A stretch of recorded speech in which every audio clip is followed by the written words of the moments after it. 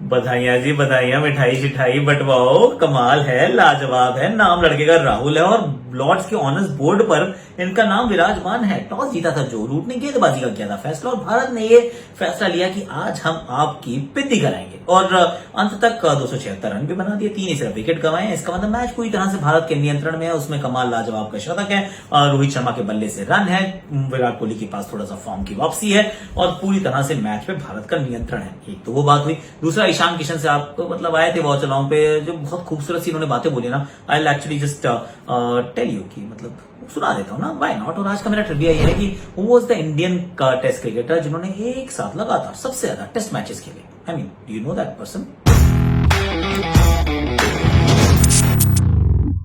Hashtag Akashvani. क्या लगता है कौन हो सकते हैं जिन्होंने लगातार एक ही टीम के लिए, मतलब एक ही टीम का मतलब भारतीय क्रिकेटर तो भारत के लिए खेलेंगे और लगातार टेस्ट मैचेस खेलते गए without a break? Think about it, कौन हो सकते हैं? इस जनरेशन के नहीं है, मैं आपको ये बता सकता हूँ, 21वीं सदी के ही नहीं है। लेट्स चलो आगे चलो, मतलब इंजरी से भी मिस नहीं कर रहे matches, that is the important bit. और सबसे पहले लेकिन बात करते हैं भाई, टॉस जीत कर फील्डिंग का फैसला कर लिया आपने। 3 बदलाव किया आपने, हसीब हमीद को खिलाया जैक क्रॉली की जगह, मोइन अली को खिलाया आपने डैन लॉरेंस की जगह, ब्रॉड नहीं है तो आपने मार्क वुड को खिला लिया। ठीक है, कोई बात नहीं, आप जो मर्जी करिए। भारतीय टीम ने क्या किया, ईशांत शर्मा को खिला लिया शार्दुल की जगह। Now that raised eyebrows a little. क्यों? क्योंकि यहां लग रहा था कि अश्विन खेल सकते हैं, पर टीम ने कहा 4 फास्ट बॉलर 1 स्पिनर, अपने को यही करने का है। फाइन, क्योंकि अंत भला सब भला और यहाँ पर तो सिर्फ परेशानी यही थी कि बैटिंग थोड़ी सी वो कहते हैं डेप्थ कम हो जाती है और जड्डू के बाद फिर कोई बैट्समैन बचता ही नहीं। 8, 9, 10, 11 और 4 proper bowlers, so that could be like फट कर भी गायब हो जाए। पर वो तब परेशान करता है जब टॉप ऑर्डर रन ना बनाए। तो यहाँ तो टॉप ऑर्डर ने कमाल कर रखा है, क्योंकि शुरू में आए रोहित शर्मा, साथ में केएल राहुल, और Rohit Sharma in my opinion has played one of his finest knocks in test match cricket as an opener. There is no doubt about it, क्योंकि मतलब ओवरसीज टेस्ट में तो हाईएस्ट स्कोर है, इसमें कोई डाउट नहीं कि सबसे बेहतरीन पारी है। लेकिन अगर इनकी टेस्ट की क्वालिटी ऑफ इनिंग्स की अगर हम बात करें विदाउट द रन्स, मतलब रन्स को कंपेयर मत कीजिए, इन्होंने दोहरे शतक बनाए, पर मैं उनकी बात नहीं करूंगा। Chennai first innings second test match 160 odd against the same team and this 80+ run quality absolutely outstanding. क्योंकि पहले 50 गेंदों में तो ना ऑफसाइड पे एक शॉट भी नहीं मारा, not a single scoring shot through the offside. क्यों? सिर्फ पास करके खेल रहे थे, शरीर के पास इधर रन बना रहे थे। बाउंसर मारा तो छक्का भी उन्होंने मार दिया।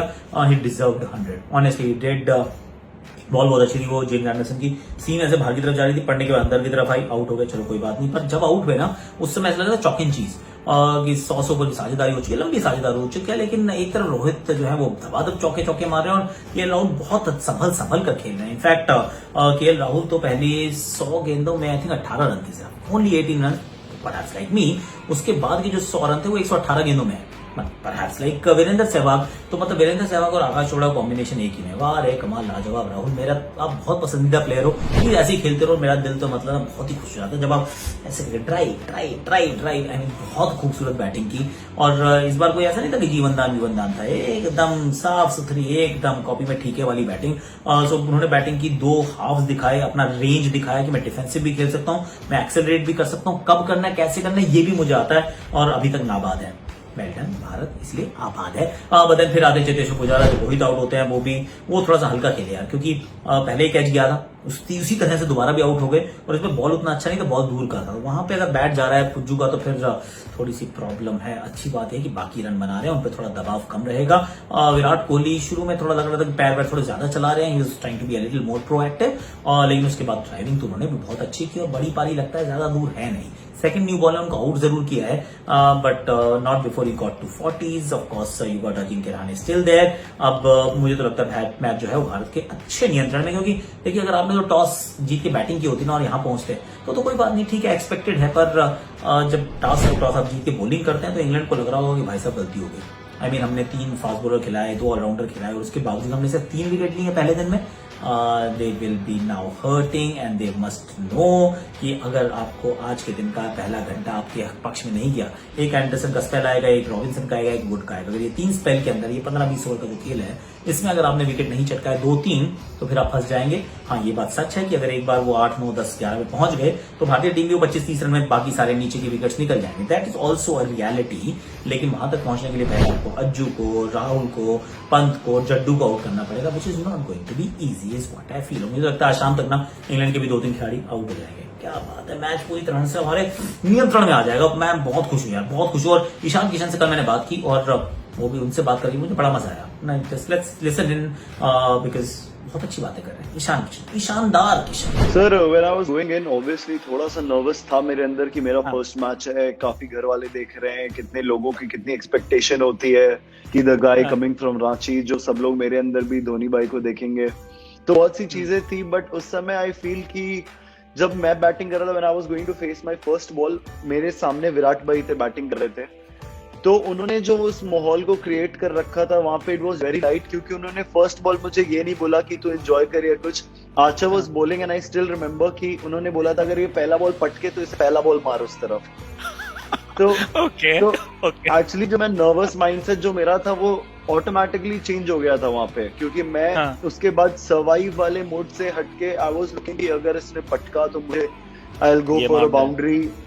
और उसके बाद जब मुझे फर्स्ट बॉल वहां पे भी बाउंड्री मिली थी, तो जो वहां का माहौल था एक्चुअली वो बहुत ही ज्यादा लाइट हो गया था, जो भी एड्रेनलिन रश था सब चीज उस समय आ रहा था। एंड विराट भाई ने मुझे लगता है कि उस समय बहुत कंफर्टेबल कर दिया था, जैसे वो मुझसे बात कर रहे थे, इट फेल्ट लाइक कि मैं ऑलरेडी टीम में बहुत दिन से खेल रहा हूँ और मेरी ऑलरेडी इमेज बन रखी है मारने वाले प्लेयर की, तो he made me very comfortable there.